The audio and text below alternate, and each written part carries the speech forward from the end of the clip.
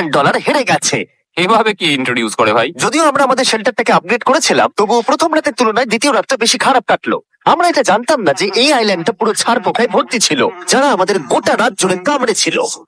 আর এই কারণেই আমি আর চ্যান্ডেলার একদম ঘুমোতে পারিনি। আমার সারা রাত ঘুম হয়নি। সম্ভবত সব থেকে খারাপ রাত আমি কাটিয়েছি। দেখো আমার হাতে ওরা কিভাবে কামড়েছে, তোমরা কি দেখতে পাচ্ছ? আর যখন আমরা আমাদের ঘুমের প্রয়োজন মেটাচ্ছিলাম, তখন ছেলেরা কি করছিল তা তোমরা নিশ্চয়ই এতক্ষণে বুঝে গেছো। চলো মুরগি ধরি। না, চলো মাছ ধরি।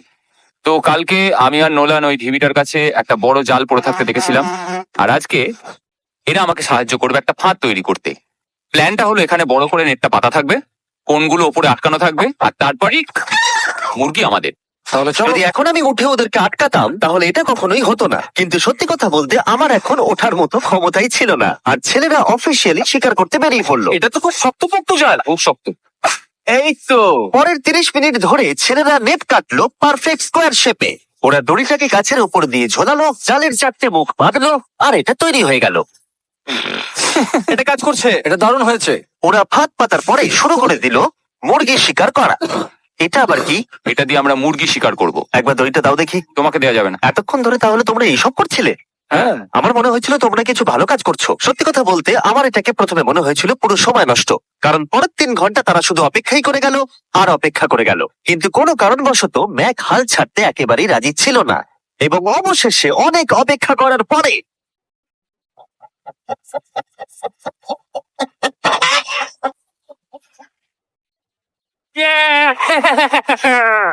ধরেছি ধরেছি ধরেছি। ম্যাক, এটা কি? জিমি, এই দেখো ধরেছি। ও, মুরগিটাকে বেশ ভালো দেখতে কিন্তু। হ্যাঁ, এটা আমাদের নতুন ব্র্যান্ড রাফট ভিডিওর পাখিটার সম্মানে। একটা কথা বলি, তুমি যদি এখন ব্র্যান্ডকে নিচে রেখে দাও তাহলে ও নিশ্চয়ই আমাদের সাথে ঘুরে বেড়াবে। নিচে রেখে দাও। ঠিক আছে তাহলে ছেড়ে দিচ্ছি।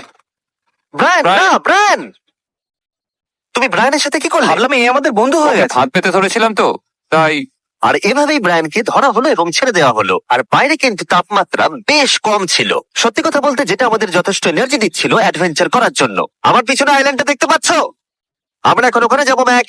চলো যাওয়া যাক। এখন আমি জানি তোমরা কি ভাবছো, কেন এখন আমরা একটা ভালো আইল্যান্ড ছেড়ে সুইম করে একটা পাথরে ঘেরা আইল্যান্ডের মাঝে যাব? সত্যি কথা বলতে এর উত্তর আমার কাছে নেই। এটা কিন্তু সত্যি খুব অদ্ভুত হবে।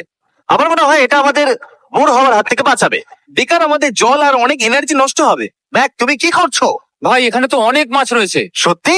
হ্যাঁ, এটা একটা স্টিংরে, আর এখানে কত মাছ ঘুরছে দেখো।